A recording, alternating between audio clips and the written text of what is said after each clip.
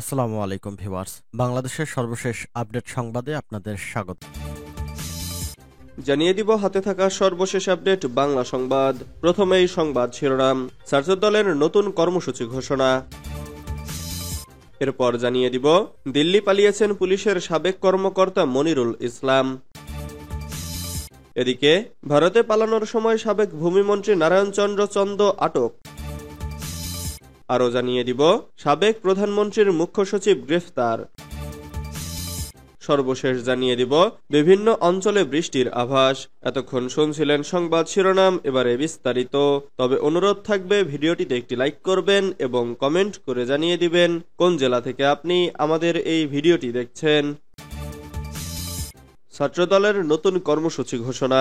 শেখ হাসিনার শাসনামলে ছাত্রলীগের নির্মম নির্যাতনে নিহত বুয়েটের তড়িৎ প্রকৌশল বিভাগের মেধাবী শিক্ষার্থী শহীদ আবরার ফাহাদের পঞ্চম শাহাদাত বার্ষিকী উপলক্ষে নতুন কর্মসূচি ঘোষণা করেছে জাতীয়তাবাদী ছাত্রদল। কর্মসূচি অনুযায়ী সোমবার 7 অক্টোবর নিরাপদ ও মুক্তবুদ্ধি চর্চার গণতান্ত্রিক ক্যাম্পাসের দাবিতে দেশের বিভিন্ন বিশ্ববিদ্যালয় ও কলেজ ক্যাম্পাসে মৌন মিছিল ও স্মরণসভা করবে ছাত্রদল। রোববার 6 অক্টোবর ছাত্রদলের সভাপতি রফিকুল ইসলাম রাকিব এবং সাধারণ সম্পাদক নাসির উদ্দিন নাসির এ কর্মসূচি ঘোষণা করেছেন। দেশের সব বিশ্ববিদ্যালয় ও কলেজ শাখার নেতাদের যথাযথভাবে কর্মসূচি পালনের নির্দেশ দিয়েছে তারা। উল্লেখ্য, 2019 সালের 7 অক্টোবর বুয়েটের শেরেবাংলা হলের নিচতলায় সোমবার ভোর 3টায় পুলিশ আবরারের লাশ উদ্ধার করে। আবাসিক হলের দ্বিতীয় তলায় ইনস্টল করা একটি ক্লোজ সার্কিট ক্যামেরার ধারণ করা ফুটেজে দেখা যায় কয়েকজন শিক্ষার্থী আবরারের হাত ও পা ধরে টেনে করিডোরের নিচে নামাচ্ছে। এর আগে বুয়েট শাখা ছাত্রলীগের কয়েকজন নেতা তাকে পিটিয়ে হত্যা করে।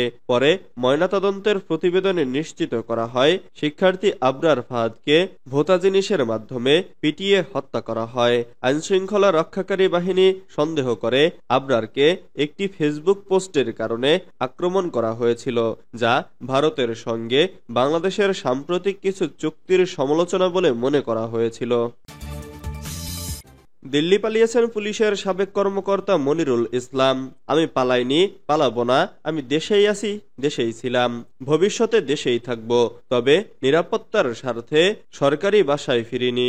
গত 18 সেপ্টেম্বর ঢাকা পোস্টকে এমনটাই বলেছিলেন বাংলাদেশ পুলিশের সাবেক অতিরিক্ত মহাপরিদর্শক মনিরুল ইসলাম। তবে শেষ পর্যন্ত দেশ ছেড়ে পালিয়েছেন। বর্তমানে তিনি ভারতের রাজধানী দিল্লিতে অবস্থান করছেন। তবে কিভাবে সেখানে গিয়েছেন সেটি স্পষ্ট না করলেও দেশ ছাড়ার বিষয়টি নিজেই ঢাকা পোস্টকে নিশ্চিত করেছেন। এদিকে রোববার 6 অক্টোবর রাতে প্রবাসী বাংলাদেশি অনুসন্ধানী সাংবাদিক জুলকারনাইন সায়ের এক ফেসবুক পোস্টে জানিয়েছেন দেশ থেকে পালিয়েছেন পুলিশের সাবেক প্রভাবশালী কর্মকর্তা মনিরুল ইসলাম।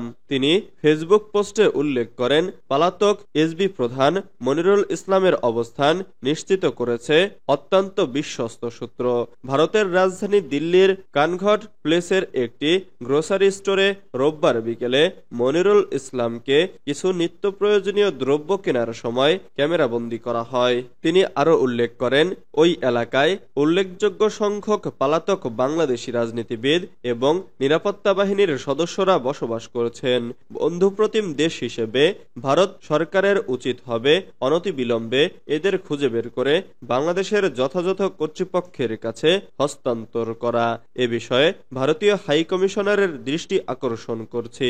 সাক্ষাৎকারে পালাবো না বলেও বর্তমানে ভারতে অবস্থান নিয়ে জানতে চাইলে হোয়াটসঅ্যাপে মনিরুল ইসলাম ঢাকা পোস্টকে জানান, আপনাকে তো সেদিন 18 সেপ্টেম্বর ঠিকই বলেছি, মিথ্যা তো বলি নাই। আপনাকে যেদিন সাক্ষাৎকার দিয়েছিলাম তখন সেটাই সত্য ছিল, ঢাকাতেই ছিলাম, আত্মগোপনে ছিলাম। ভারতে পালানোর সময় সাবেক ভূমিমন্ত্রী নারায়ণ চন্দ্র চন্দ আটক। অবৈধভাবে ভারতে পালানোর সময় সাবেক ভূমিমন্ত্রী ও খুলনা 5 আসনের সাবেক এমপি নারায়ণ চন্দ্র চন্দকে আটক করেছে বিজিবি। রোববার 6 অক্টোবর রাতে বিজিবির পক্ষ থেকে পাঠানো এক বার্তায় এ তথ্য নিশ্চিত করা হয়েছে। বিজিবি জানায়, অবৈধভাবে ভারতে পালানোর সময় ঝিনাইদহের মহেশপুর সীমান্ত থেকে সাবেক ভূমিমন্ত্রীকে আটক করা হয়েছে। দ্বাদশ জাতীয় সংসদ নির্বাচন নির্বাচনের পর ভূমি মন্ত্রণালয়ের দায়িত্ব পান খুলনা ৫ আসনের সংসদ সদস্য নারায়ণ চন্দ্র চন্দ। এর আগে ২০০৮ সাল, ২০১৪, ২০১৮ সালের নির্বাচনেও সংসদ সদস্য নির্বাচিত হন তিনি। ২০১৪ সালের ১২ জানুয়ারি তিনি মৎস্য ও প্রাণী সম্পদ মন্ত্রণালয়ের প্রতিমন্ত্রী হিসেবে শপথ নেন। কিছুদিন পর মৎস্য ও প্রাণী সম্পদ মন্ত্রী সাইদুল হকের মৃত্যু হলে তিনি ওই মন্ত্রণালয়ের মন্ত্রীর দায়িত্ব পান। সাবেক প্রধানমন্ত্রীর মুখ্য সচিব গ্রেফতার। সাবেক মুখ্য সচিব ও সাবেক এনবিআর চেয়ারম্যান নাজিবুর রহমানকে গ্রেফতার করেছে ঢাকা মহানগর পুলিশের গোয়েন্দা শাখা। ডিএমপির অতিরিক্ত কমিশনার রেজাউল করিম মল্লিক তথ্যটি নিশ্চিত করেছেন। রোববার ৬ অক্টোবর রাতে ঢাকা থেকে নাজিবুরকে গ্রেফতার করা হয়। সোমবার ৭ অক্টোবর তাকে আদালতে সোপর্দ করা হতে পারে, তবে কোন মামলায় তাকে গ্রেফতার দেখানো হবে তা নিশ্চিত হওয়া যায়নি। ২০১৫ সালে জাতীয় রাজস্ব বোর্ডের চেয়ারম্যান ও অভ্যন্তরীণ সম্পদ বিভাগের সচিব হিসেবে নিয়োগ পান নজিবুর রহমান। ২০১৭ সালের ৩১ ডিসেম্বর তাকে প্রধানমন্ত্রীর কার্যালয়ের নতুন মুখ্য সচিব করা হয়। তিনি ১৯৮২ নিয়মিত ব্যাচের প্রশাসনিক ক্যাডারের কর্মকর্তা। কর্মজীবনে পরিবেশ ও বন মন্ত্রণালয় এবং পরিসংখ্যান ও তথ্য ব্যবস্থাপনা বিভাগের সচিব এবং পরিবেশ অধিদপ্তরের মহাপরিচালকের দায়িত্ব পালন করেছেন তিনি। বিভিন্ন অঞ্চলে বৃষ্টির আভাস। দেশের বিভিন্ন অঞ্চলে বৃষ্টির আভাস দিয়েছে আবহাওয়া অফিস। এর মধ্যে কোথাও কোথাও ভারী বর্ষণের শঙ্কার কথাও জানানো হয়েছে। রোববার ৬ অক্টোবর সন্ধ্যায় আবহাওয়া অধিদপ্তরের দেওয়া পরবর্তী ৭২ ঘন্টার পূর্বাভাসে এ তথ্য জানানো হয়েছে। আবহাওয়া অফিস জানায়, সন্ধ্যা থেকে আগামী ২৪ ঘন্টায় রংপুর, রাজশাহী, ময়মনসিংহ, খুলনা, বরিশাল ও সিলেট বিভাগের অনেক জায়গা এবং ঢাকা ও চট্টগ্রাম বিভাগের কিছু কিছু জায়গায় অস্থায়ীভাবে দমকা হাওয়া সহ হালকা থেকে মাঝারি ধরনের বৃষ্টি বা বজ্রসহ বৃষ্টি হতে পারে। সেই সঙ্গে দেশের কোথাও কোথাও মাঝারি ধরনের ভারী বর্ষণ হতে পারে। সারা দেশে দিন এবং রাতের তাপমাত্রা প্রায় অপরিবর্তিত থাকতে পারে। সোমবার ৭ অক্টোবর সন্ধ্যা ৬টা থেকে পরবর্তী ২৪ ঘন্টায় রংপুর, ময়মনসিংহ ও সিলেট বিভাগের অনেক জায়গায় এবং রাজশাহী, খুলনা, ঢাকা, বরিশাল ও চট্টগ্রাম বিভাগের কিছু কিছু জায়গায় অস্থায়ীভাবে দমকা হাওয়া সহ হালকা থেকে মাঝারি ধরনের বৃষ্টি বা বজ্রসহ বৃষ্টি হতে পারে।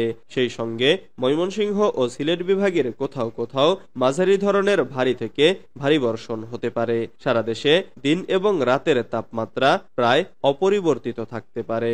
মঙ্গলবার ৮ অক্টোবর সন্ধ্যা ৬টা থেকে পরবর্তী ২৪ ঘন্টায় রংপুর, ময়মনসিংহ ও সিলেট বিভাগের অনেক জায়গায় এবং রাজশাহী, ঢাকা, খুলনা, বরিশাল ও চট্টগ্রাম বিভাগের কিছু কিছু জায়গায় অস্থায়ীভাবে দমকা হাওয়া সহ হালকা থেকে মাঝারি ধরনের বৃষ্টি বা বজ্রসহ বৃষ্টি হতে পারে। সেই সঙ্গে ময়মনসিংহ ও সিলেট বিভাগের কোথাও কোথাও মাঝারি ধরনের ভারী থেকে ভারী বর্ষণ হতে পারে। সারা দেশে দিন এবং রাতের তাপমাত্রা প্রায় অপরিবর্তিত থাকতে পারে। এছাড়া আগামী ৫ দিনের মধ্যে দক্ষিণ পশ্চিম মৌসুমী বায়ু দেশের উত্তর পশ্চিমাঞ্চল থেকে বিদায় নিতে পারে বলে জানিয়েছে সংস্থাটি।